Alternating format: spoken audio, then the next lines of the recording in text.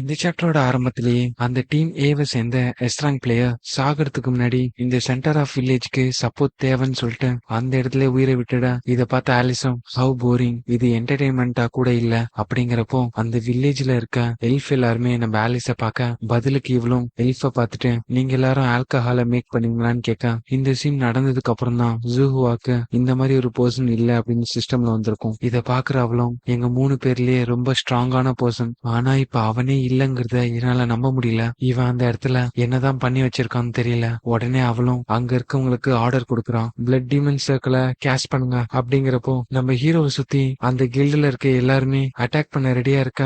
இவளும் சைக்கோசிஸ் பாய்சன் இன்ஜெக்ஷன்ங்கிற ஒரு skill activate பண்றா. இதன் மூலியமா யார் மேல இந்த ஸ்கில்ல யூட்டிலைஸ் பண்றாங்களோ அவங்களுக்கு பயம்னா என்னன்னு தெரியாத அளவுக்கு அக்ரெசிவ் மோட் ஆக்டிவேட் ஆயிடும். அங்க இருக்க எல்லாருமே நம்ம ஹீரோ அட்டாக் பண்ண வர ஒரே கிக்ல அங்க இருந்த 2 பேரை நாக் அவுட் பண்ணிடுறான். அப்படியே பின்னாடி இருந்து ஒரு அட்டாக் வர ஜஸ்ட் லைக் தட் அப்படிங்கிற மாதிரி அதை டாட்ச் பண்ணி அவனையும் போட்டு தள்ளிடுறான். அடுத்த நிமிஷமே ஒரு சைடுல கிளேசியர் ஃபார்மேஷன் யூட்டிலைஸ் பண்ணி அட்டாக் பண்ணிட்டு இன்னொரு சைடுல அவனுடைய ஸ்வாட வச்சு அட்டாக் பண்றான். சும்மா சொல்லக்கூடாதுங்க, நம்ம ஹீரோ ஒத்த ஆளா அங்க இருக்க எல்லாருமே பொழந்து கட்டிட்டு இருக்கான். இது எல்லாத்தையும் பார்த்துட்டு இருக்க ஜூவாவும் டென்சாயும் நீ எங்க இருக்க, இந்நேரம் இந்த பேட்டில்ல நீ என் கூட ஜாயின் பண்ணிருந்திருக்கணும் அப்படின்னு நினைக்கிறப்போ அந்த டென்சாயும் இவங்க இருக்க இடத்த நோக்கி வந்துட்டு இருக்கான். இதே நேரத்துல டெஸ்லான் வந்துட்டு அவனுடைய பெர்ஃபெக்ட் மார்க்மேன்ஷிப்பை யூட்டிலைஸ் பண்ணி டென்சாவை அட்டாக் பண்ண இதை சுதாரிச்சு அவனும் அவன்கிட்ட இருக்க ஸ்வாட வச்சு அதை தடுத்துறான். உடனே சில்வியாவும் ஃபாரஸ்ட் ரெஸ்ட்ரின்னு சொல்லக்கூடிய ஒரு ஸ்கில்ல ஆக்டிவேட் பண்றதன் மூலியமா அங்க இருக்க வேர்களை கண்ட்ரோலுக்கு கொண்டு வந்து டென்சாவை நகர முடியாம லாக் பண்ணிடுறான். உடனே டெஸ்லானும் உன்னை இங்க இருந்து அவ்வளவு சீக்கிரம் எஸ்கேப் ஆக விட மாட்டேன், நீ பண்ண பாவத்துக்கான தண்டனைய அனுபவிக்காம இந்த இடத்துல இருந்து போக முடியாது அப்படின்னு சொல்லிட்டு அவனுடைய ஏரை வச்சு அட்டாக் பண்ண. இதே நேரத்துல டென்சாயும் அவன்கிட்ட இருக்க செல்ஃப் டிஃபென்ஸ் கியூன்னு சொல்லக்கூடிய ஒரு ஸ்கில் ஆக்டிவேட் பண்றான். இதன் மூலியமா அவனுடைய டிஃபென்ஸ் பவர் 50% இன்க்ரீஸ் ஆகும். சோ இவனை நோக்கி வந்த அம்புகள் எல்லாமே இவன் மேல பட்டு உடைஞ்சு போயிடுது. உடனே ஜூஹுவாவும் டென்சாய் சீக்கிரம் இந்த இடத்துக்கு வா, கேங் ஜினிக் இங்கதான் இருக்கான் அப்படின்னு அந்த சிஸ்டம் மூலியமா மெசேஜ் அனுப்ப இதை பார்த்த டென்சாயும் எனக்கு உங்களுடைய பிளான் நல்லாவே புரியுது, என்ன இங்க தடுத்து நிறுத்துறதன் மூலியமா கேங் ஜினிக்கு நீங்க இன்னும் டைம் வாங்கி கொடுக்குறீங்க, ஆனா இதுக்கப்புறமும் அந்த ட்ரிக் என்கிட்ட வேலை செய்யாதுன்னு சொல்லிட்டு அந்த மரத்துடைய வேற உடைச்சு எரிஞ்சிட்டு வெளியில வரான். அப்படியே அப்டன் ஸ்வாட் கீன்னு சொல்லக்கூடிய ஒரு ஸ்கில்ல ஆக்டிவேட் பண்ணிட்டு அவன்கிட்ட இருக்க ஸ்வாட வச்சு சில்வியாவை நோக்கி ஒரு அட்டாக்க லான்ச் பண்றான். அதுடைய எஃபெக்ட் அந்த இடத்தையே நாசமாக்கிடுது. ஆனா டெஸ்லான் சில்வியாவை அந்த அட்டாக்ல இருந்து காப்பாத்திடுறான். இதை பார்த்த சில்வியாவும் ரொம்ப நன்றி டெஸ்லான் அப்படிங்கிறப்போ பதிலுக்கு டெஸ்லானும் எப்பவுமே உன்னுடைய கார்டை கீழே இறக்காத, ஏன்னா அங்க நம்ம எதிர்க்க இருக்கவன் உண்மையிலேயே கொஞ்சம் ஸ்ட்ராங்கான ஆப்போனன்ட் தான் அப்படிங்கிறப்போ இதே நேரத்துல நம்ம ஹீரோ வந்துட்டு அங்க இருக்க எல்லாருமே போட்டு தள்ளிடுறான். இதுக்கப்புறம் என் கூட சண்டை போடுறதுக்கு ஆளே கிடையாது, எதுக்கு நீயே வெளியில வந்து என் கூட சண்டை போடக்கூடாது அப்படிங்கிறப்போ உடனே ஜூஹுவாவும் மனசுக்குள்ள மத்த டீம் மெம்பர்ஸ் நம்ம கூட ஜாயின் பண்றதுக்குள்ளேயே இங்க இருந்து எல்லாருமே இறந்துட்டாங்க, இதுக்கப்புறம் நான் ஒளிஞ்சிருந்தாலுமே அதனால ஒரு யூஸ்மே இல்ல அப்படின்னு சொல்லிட்டு அவ வெளியில வர ஹீரோ வந்துட்டு அவளுடைய ஸ்டேட்டஸ் போர்ட பாக்குறான். இவளுடைய பேரு ஜூஹுவா, 25 வயசாகுது, லெவல் 28ல இருக்கான். இவளுடைய கிளாஸ் வந்துட்டு பாய்சன் மேன்சர், அதாவது பாய்சனை கண்ட்ரோல் பண்றவ. இவகிட்ட இருந்து ஒரு ஸ்கில்ல காப்பி பண்றதுக்கான காப்பி கண்டிஷன் என்னன்னு பாத்தீங்கன்னா இவகிட்ட இருந்து வர அந்த ஸ்ட்ராங் பாய்சனை அப்சர்வ் பண்ணிட்டு அதாவது உடம்புல வாங்கிக்கிட்டு அதை ஓவர் கம் பண்ணி அவளை தோக்கடிச்சோம்னா நம்ம ஹீரோவால இவகிட்ட இருந்து ஒரு பாய்சன் ஸ்கில்ல காப்பி பண்ண முடியும். இதை பார்த்த நம்ம ஹீரோவும் இந்த பாய்சன் ரிலேட்டட் ஸ்கில்ல காப்பி பண்ணணும்னாலே அதோட கண்டிஷன் ரொம்பவே டிஃபிகல்ட்டாவும் ட்ரிக்காவும் இருக்கும் அப்படின்னு நினைக்கிறப்போ உடனே அந்த ஜூஹுவாவும் நீ ரொம்பவே ஸ்ட்ராங்னு எனக்கு நல்லாவே தெரியும், ஆனா என்னுடைய பாய்சன் அட்டாக்க நீ உடம்புல வாங்கிக்கிட்டாலே நீ உயிர் பொழைக்கிறதுங்கிறது ரொம்பவே கஷ்டம் அப்படின்னு சொல்லிட்டு ஹெவன்ஸ் பாய்சன் அப்படிங்கிற ஒரு ஸ்கில் ஆக்டிவேட் பண்றான். அப்படியே நம்ம ஹீரோ அட்டாக் பண்ண போக அவன் கொஞ்சம் விலகிடுறான். அந்த அட்டாக்கும் பின்னாடி இருக்க மரத்துல பட்டுட அந்த மரத்துடைய ஒரு பகுதியே ஆசிட்ல பட்டு உருகுன மாதிரி ஆயிடுது. ஹீரோ வந்துட்டு இந்த எல்லா அட்டாக்ல இருந்துமே எஸ்கேப் ஆயிட்டு யோசிச்சுட்டு இருக்கான், இந்த பாய்சன் அட்டாக் மேல பட்டா ரொம்பவே வலிக்குமே, ஆனா எனக்கு எப்படியாச்சு ஒரு பாய்சன் ஸ்கில் ஆச்சு தேவைப்படும் அப்படிங்கிறப்போ இவளும் திரும்ப திரும்ப அட்டாக் பண்ணிட்டு இருக்கான். நம்ம ஹீரோ வந்துட்டு கொஞ்சம் பொறு, நான் தான் டெசிஷன் எடுக்க ட்ரை பண்ணிட்டு இருக்கேன்ல அப்படின்னு சொல்லிட்டு அவளுடைய வயிற்றுலயே உதைக்க வர உடனே இவளுமே அவன் யூஸ் பண்ணால அதே செல்ஃப் டிஃபென்ஸ் கியூவை ஆக்டிவேட் பண்றான். இதன் மூலியமா 50% டிஃபென்ஸ் இன்க்ரீஸ் ஆயிட இந்த ஒரு ஸ்கில் மூலியமா என்னால எவ்வளவு பெரிய பிசிக்கல் அட்டாக்கையும் தாக்கு பிடிக்க முடியும் அப்படிங்கிறப்போ அந்த அட்டாக்ல கதி கலங்கி போயிடுறான். அப்போதான் ஹீரோவுடைய ட்ரூ பவர் என்னன்னு தெரியுது. இதுக்கெல்லாம் வாய்ப்பே இல்ல, இந்த ஸ்கில்லை யூட்டிலைஸ் பண்ணியுமே இவ்வளவு டேமேஜ் ஆகுதா. உடனே ஹீரோ வந்துட்டு நான் கொஞ்சம் யோசிக்க வேண்டியது இருக்கு, சோ கொஞ்ச நேரம் அதுக்கப்புறம் அமைதியா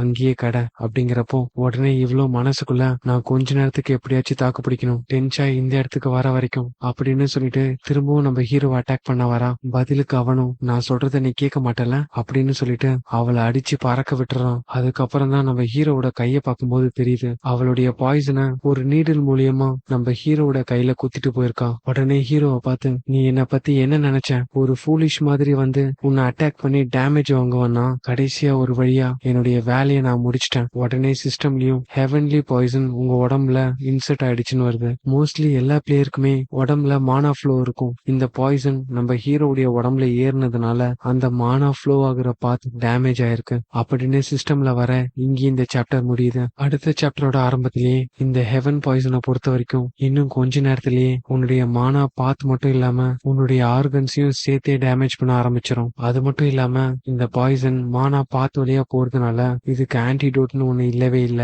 இன்னும் கொஞ்ச நேரத்துல ரொம்ப பெயின்ஃபுல்லான ஒரு சாவணி அடைய போற அப்படின்னு சொல்ல உடனே நம்ம ஹீரோவும் true heavenly flower cultivate technique அப்படிங்கிற ஒரு ஸ்கில் ஆக்டிவேட் பண்றான். இது ஆக்சுவலா யார்கிட்ட இருந்து காப்பி பண்ணிருப்பானா, world greatest martial artist Xiang Yang கிட்ட இருந்து. இதன் மூலியமா அந்த மானா ரெக்கவர் ஆகிற ஸ்பீட் 30% இன்க்ரீஸ் ஆகும். இதன் மூலியமா நம்ம ஹீரோவுடைய கையும் கியூர் ஆயிட உடனே ஹீரோ வந்துட்டு ஆன்டிடோட்டா அதெல்லாம் எனக்கு தேவைப்படாது, என்னுடைய மானா பவரை வச்சு உன்னுடைய பாய்சனை என்னால கம்ப்ரெஸ் பண்ண முடியும். இதை கேட்ட அந்த ஜூஹுவாவும் அப்படின்னா நான் இங்க இருந்து உயிரோட போறது ரொம்பவே கஷ்டம் அப்படின்னு சொல்லிட்டு நம்ம ஹீரோ அட்டாக் பண்ண போக பதிலுக்கு அவனும் அதை டாச் பண்ணி அவளை தூக்கி எறிஞ்சிட அப்பவுமே அவ திரும்பவும் ஹீரோ அட்டாக் பண்ண வர கிளேசியர் ஃபார்மேஷன் யூட்டிலைஸ் பண்ணி அவளை அட்டாக் பண்ணிடுறான். ஃபைனலா நம்ம ஹீரோ அவனுடைய ஸ்வாடை யூட்டிலைஸ் பண்ணி அவ கதையை முடிக்க வர கரெக்டா அந்த இடத்துக்கு டென்ஷாவும் வந்துடுறான். அவங்கிட்ட இருக்க கிரேட் மவுண்டைன் ஸ்வாட் கீ அந்த ஸ்கில்ல பயன்படுத்தி நம்ம ஹீரோவுடைய ஸ்வாடை பிளாக் பண்ணிடுறான். உடனே ஜூஹுவாவை பார்த்து உன்னால எழுந்திருக்க முடியுமான்னு கேட்க இதே நேரத்துல ஹீரோவும் அவனுடைய ஸ்டேட்டஸ் போர்டை பாக்குறான். இவனுடைய பேரு டென்சாய், ஏஜ் 35, லெவல் 29. இவனை பார்த்து நம்ம ஹீரோவும் டென்சாய் இந்த இடத்துக்கு வந்திருக்கானோ அப்ப டெஸ்லான் அந்த இடத்துல டிஃபீட் ஆயிட்டானோ அப்படின்னு நினைக்கிறப்போ இந்த டென்ஷாவுடைய ஸ்கில்ல காப்பி பண்றதுக்கான காப்பி கண்டிஷனுமே வருது. ஆக்சுவலா இந்த டென்ஷோ வந்துட்டு சீக்கிரட்டா அந்த ஜூவாவை லவ் பண்றான். அவனுடைய லவ்வரை காப்பாத்துறதுக்காக தன்னுடைய உயிரை பணைய வச்சு கேங்ஜுனிக் கூட சண்டை போட்டு அவளை தப்பிக்க வைக்கிறதுக்காக ஒரு ஓப்பனிங்கா கொடுப்பான். அதனால டென்ஷாய் கூட சண்டை போடும்போது ஒரு சிங்கிள் இன்ஜுரி கூட வாங்காம அவனை டிஃபீட் பண்ணா அவன்கிட்ட இருந்து ஒரு ஸ்கில்ல காப்பி பண்ணிக்க முடியும். இதை பார்த்த நம்ம ஹீரோவும் எனக்கு அவன்கிட்ட இருக்க அந்த கிரேட் மவுண்டைன் ஸ்வாட் டெக்னிக் அது தேவையே இல்லை, ஏன்னா என்கிட்ட அதை விட பெட்டரான சோல் சேசிங் ஸ்வாட் டெக்னிக் என்கிட்ட இருக்க. அதுக்கு பதில் ரூட் ஆஃப் த சோர்ஸ்ங்கிற அந்த ஒரு ஸ்கில் எனக்கு கிடைச்சா யூஸ்ஃபுல்லா இருக்கும். ஒரு நிமிஷம், நான் எனக்கு பிடிச்ச ஸ்கில்ல தான் சூஸ் பண்ணணுங்கிறது இந்த சிஸ்டம்க்கு எப்படி தெரியும்? அப்படி அந்த சிஸ்டம் பத்தி அவன் யோசிக்கும் போதே இதுக்கு முன்னாடி ஆலிஸ் கிட்ட அந்த டவரை பத்தி பேசும்போது கிளிச் ஆச்சுல அந்த மாதிரியே இப்பவும் கிளிச் ஆகுது. இதை பார்த்து டென்ஷாவும் அவனுக்கு ஏதோ வியர்டா நடக்குது, இதுதான் நமக்கு கிடைச்ச சான்ஸ், சீக்கிரம் எழுந்துரு ஜூஹுவா அப்படிங்கிறப்போ பதிலுக்கு அவளும் மத்தவங்க எல்லாம் எங்கன்னு கேட்க மிஞ்சி இருக்கிறது நம்ம மட்டும்தான் அப்படிங்கிறப்போ அப்ப நான் சொல்றத நல்லா கவனி. அவன் கூட சண்டை போடும்போது ஒரு விஷயத்த நான் கவனிச்சேன். நம்ம கூட லீ அதாவது ஆலிஸ் டிஃபீட் பண்ணால ஒரு எஸ்ட்ராங் பிளேயரை, அவன் இப்ப நம்ம கூட இருந்தா கூட இவனை டிஃபீட் பண்றது கஷ்டம். இது கேட்டு அவனும் நீ அப்படியே நினைக்கிற, அவன் அவ்வளோ ஸ்ட்ராங்கா, நமக்கு கொடுக்கப்பட்ட மிஷின் ஃபெயில் ஆயிடுச்சு, இப்ப நம்ம திரும்பி சைனாக்கு போறதுனால எந்த ஒரு அர்த்தமும் இல்ல, நம்மளால முடிஞ்ச ஒரே விஷயம் கடைசி வரைக்கும் இந்த மிஷினுக்காக போராடுறது அப்படின்னு சொல்லிட்டு அவனை கிஸ் பண்ணிட. இதை பார்த்து நம்ம ஹீரோவும் என்ன பண்ணிட்டு இருக்கீங்க, டிஸ்கஸ்டிங். ஆக்சுவலா அவன் என்ன பண்ணிருக்கானா அந்த டென்ஷாய் மேல சைக்கோசிஸ் பாய்சனை ஆக்டிவேட் பண்ணிருக்கான். இதன் மூலியமா அவனுக்கும் அந்த பயம் போய் அக்ரெசிவ் மோட் ஆக்டிவேட் ஆயிடுது. அவகிட்ட இருந்து அந்த கிஸ்ஸ வாங்கினதுனால இதுக்கப்புறம் நான் இறந்தாலும் பரவாயில்ல, அதுக்காக நான் கவலைப்பட மாட்டேன்னு சொல்லிட்டு வேகமா நம்ம ஹீரோ அட்டாக் பண்ண போக இதை பார்த்து நம்ம ஹீரோவும் அப்ப நீங்க சீரியஸா சண்டை போட போறீங்களா, அப்ப நானும் இந்த விஷயத்துல கொஞ்சம் சீரியஸ் ஆகிறது தான் கரெக்டா இருக்கும் அப்படின்னு சொல்லிட்டு கிரேவ் ஆஃப் ஸ்வாட ஆக்டிவேட் பண்றான். இதே நேரத்துல அவனும் கிரேட் மவுண்டைன் ஸ்வாட் செகண்ட் ஃபார்ம் யூட்டிலைஸ் பண்றான். உடனே ஜூஹுவாவும் பாய்ஸ்னஸ் ஸ்னேக் ஸ்வாடுங்கிற ஒரு ஸ்கில் ஆக்டிவேட் பண்றான். பதிலுக்கு நம்ம ஹீரோவும் சோல் சேசிங் ஸ்வாட் டெக்னிக் 8th ஃபார்ம் யூட்டிலைஸ் பண்றான். அதுக்கப்புறம் ஹீரோ வெளியில ஹெல்ப்புக்காக கம்யூனிகேட் பண்ணக்கூடாதுன்னு சொல்லிட்டு ஒரு பேரியர் போட்டிருப்பாங்கல்ல, அது கொஞ்சம் கொஞ்சமா மறைய இதுலயே நமக்கு தெரிய வருது அந்த 2 பேருடைய கதையும் நம்ம ஹீரோ முடிச்சிட்டான்னு. ஹீரோ அவங்க 2 பேரையும் கொன்னதுனால 2 காப்பி கண்டிஷனையும் கம்ப்ளீட் பண்ணிட்டான். இதன் மூலியமா ஜூஹுவா கிட்ட இருந்து ஹெவன்லி பாய்சனுங்கிற அந்த ஒரு ஸ்கில் கிடைக்குது. இந்த ஒரு ஸ்கில் மூலியமா நம்ம ஹீரோவால 1000 டைப்ஸ் ஆஃப் பாய்சனை மேனிபுலேட் பண்ண முடியும். அது மட்டும் இல்லாம அந்த பாய்சனுடைய புரிதல் அதிகமாகும். அதோடைய ஆன்டிடோட்டையும் நம்ம ஹீரோவால உருவாக்க முடியும். இதே நேரத்துல அந்த டென்ஷாய் கிட்ட இருந்து ரூட் அவுட் த சோர்ஸ் அப்படிங்கிற ஒரு ஸ்கில் கிடைக்குது. முடியாது. இன்கேஸ் நம்ம ஹீரோ ஒரு டார்கெட்டை ஃபிக்ஸ் பண்ணிட்டானா அவன் 10 கிலோமீட்டர் பரப்பளவுக்குள்ள எந்த இடத்துல இருந்தாலும் மேப்ல அந்த எக்ஸாக்ட் லொகேஷன் காட்டும். அது மட்டும் இல்லாம எந்த ரூட்ல போறாங்கன்னு காட்டும். உடனே ஹீரோ வந்துட்டு இந்த 8th ஃபார்ம் என்னால இன்னுமே ஈஸியா ஹேண்டில் பண்ண முடியல, நாளைக்கு என்னுடைய உடம்பெல்லாம் செமையா வலிக்க போகுது அப்படின்னு சொல்லிட்டு நம்ம ஹீரோவும் அங்கிருந்து கிளம்ப, இதே நேரத்துல அந்த 2 பேருமே அவங்களுடைய கையை கோர்த்துக்கிட்டே செத்து போயிருக்காங்க. அந்த எல்வன் ஃபாரஸ்ட்ல ஒரு பகுதி காடு மொத்தமாவே எரிஞ்சிருச்சு. அது மட்டும் இல்லாம நிறைய எல்வ்ஸ் அந்த விபத்துல இறந்துட்டாங்க. அந்த டென்சாயை எதிர்த்து போராடின நம்ம டெஸ்லாம் டிஃபீட் ஆனது மட்டும் இல்லாம சிவியரா இன்ஜூர் ஆயிருக்கான். பட் சில்வியா அவன் கூட இருந்ததுனால இன்னும் அவன் உயிரோட இருக்கான். உடனே டெஸ்லான்னு வந்துட்டு இந்த அட்டாக்கை ஸ்டாப் பண்ணதுக்கு ரொம்பவே நன்றி அப்படிங்கிறப்போ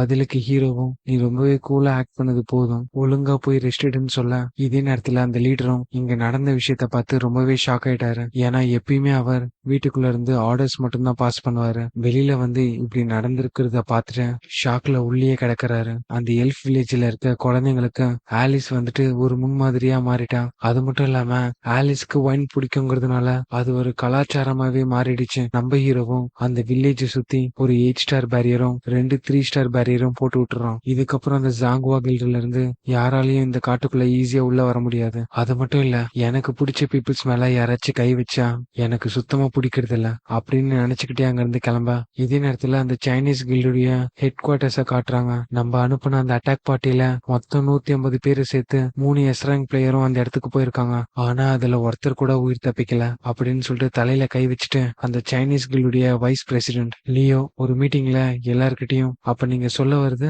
அந்த கேங் ஜினிக் எல்லா பிளேயருடையும் ரொம்ப ஸ்ட்ராங்குங்கிறீங்களா? நாம அனுப்புன அந்த 3 எஸ்ராங் பிளேயர் அவங்களுடைய மேஜிக் பவர் மட்டுமே 10,000 பிளஸ்ல இருக்கும். அது மட்டும் இல்லாம அவங்க ரொம்பவே ஸ்ட்ராங், நம்ம கில்டுல டாப் ரேங்க்ல இருக்கவங்க. இதை கேட்டு அங்க இருந்த ஒரு பொண்ணும் நம்ம அசோசியேஷன் இன்னும் ஃபுல்லா டெவலப் ஆகல, 10,000 பாயிண்ட்ஸுக்கு மேல யார் இருந்தாலுமே அவங்களை எஸ் ரேங்கரா அசியூம் பண்ணிக்கிறோம். அந்த கேங் ஜினிக்கும் எஸ் ரேங்க் பிளேயருங்கிறதுனால அவனை கொண்டு போய் மத்த எஸ் ரேங்க் பிளேயரோட கம்பேர் பண்ணக்கூடாது. அப்படிங்கிறப்போ இதுக்கு முன்னாடி 10 வைன்னு ஒருத்தனை பார்த்திருப்போம்ல, அவன் வந்துட்டு நம்ம இதுக்கு 20,000 மேஜிக் பவர்ஸ்க்கு மேல இருக்க அசசியனை அவனை நோக்கி அனுப்பக்கூடாதுன்னு கேட்க, இதை கேட்டு பக்கத்துல இருந்த ஒரு மொட்டை மண்டையனும் இன்னொரு கண்ட்ரியை சேர்ந்த ஒரு எஸ் ரேங்க் பிளேயரை கொல்றதுக்கு அசாசியன் அனுப்பணும்னா 2 கண்ட்ரிக்குள்ளேயும் போர் வந்துரும் சொல்ல, பதிலுக்கு அவனும் வந்தா வரட்டும் அதுக்கெல்லாம் நான் பயப்பட மாட்டேன்னு சொல்ல, இதை கேட்ட இந்த வைஸ் பிரசிடென்ட் லியோ வந்துட்டு நாம்குன் சியான் வந்துட்டு இந்த விஷயத்தை கேள்விப்பட்டாருன்னா நம்மள அழிக்காம விட மாட்டாரு அப்படின்னு மனசுக்குள்ள நினைக்கும் போது அந்த இடத்துக்கு ஒரு ஓல்டு மேன் வராரு. இவர் ஆக்சுவலா டவரை சேர்ந்தவர், 21st ஃப்ளோரை சேர்ந்த முரியும் உலகத்துல இருந்து வந்திருக்காரு. இவருடைய பேரு மோயாங் சோ. அவர் வந்துட்டு ஃபைட்டிங்ல பேசிக்கே நம்மளுடைய ஆப்போனண்ட்டை பத்தி தெரிஞ்சுக்கிறது தான். அதுவே உங்களுக்கு தெரியலங்கிறப்போ நீங்க அவனை ஃபாலோ பண்ணி போனாலுமே திரும்பவும் தோக்க தான் போறீங்க. உடனே அந்த லீவ் வந்துட்டு எங்களை மன்னிச்சிருங்க எல்டருங்கிறப்போ பதிலுக்கு அவரும் இந்த கேங்ஜினிக்க டீல் பண்ற விஷயத்த என்கிட்ட விட்டுருங்க, இத பத்தி சியான் கிட்ட நானே பேசிக்கிறேங்கிறப்போ இந்த மாதிரியான ஒரு விஷயத்துக்கு சியானை இன்வால்வ் பண்றது நான் எப்படி அலோவ் பண்ண முடியும்னு கேட்க, போதும் நிறுத்து, உங்களுக்கு இங்க இன்னும் என்ன நடக்குதுன்னு புரியல, இங்க இருக்கிறவங்கல்ல ஒருத்தனால கூட அவனை ஃபேஸ் பண்ண முடியாது. அந்த வீடியோல அவன் யூஸ் பண்ண அந்த லாஸ்ட் டெக்னிக் சோல் சேசிங் ஸ்வாட் 8th ஃபார்ம், முரிம்லயே இது ரொம்ப ரேரான ஒரு டெக்னிக். ஒரு அவுட் சைடர் வந்துட்டு 8th ஃபார்ம் வரைக்கும் லேர்ன் பண்ணிருக்கான். இதை வச்சு பார்க்கும்போது நமக்கு இன்னும் ஆப்பர்ச்சுனிட்டி இருக்கு அவனை டிஃபீட் பண்றதுக்கு அப்படின்னு சொல்ல, இங்கேயே இந்த சாப்டர் முடியுது. அடுத்தடுத்த வீடியோ பாக்குறதுக்கு இந்த வீடியோக்கு ஒரு லைக் போட்டு நம்ம சேனலை சப்ஸ்கிரைப் பண்ணி வச்சுக்கோங்க. நெக்ஸ்ட் சாப்டர்ல உங்களை மீண்டும் சந்திக்கிறேன்.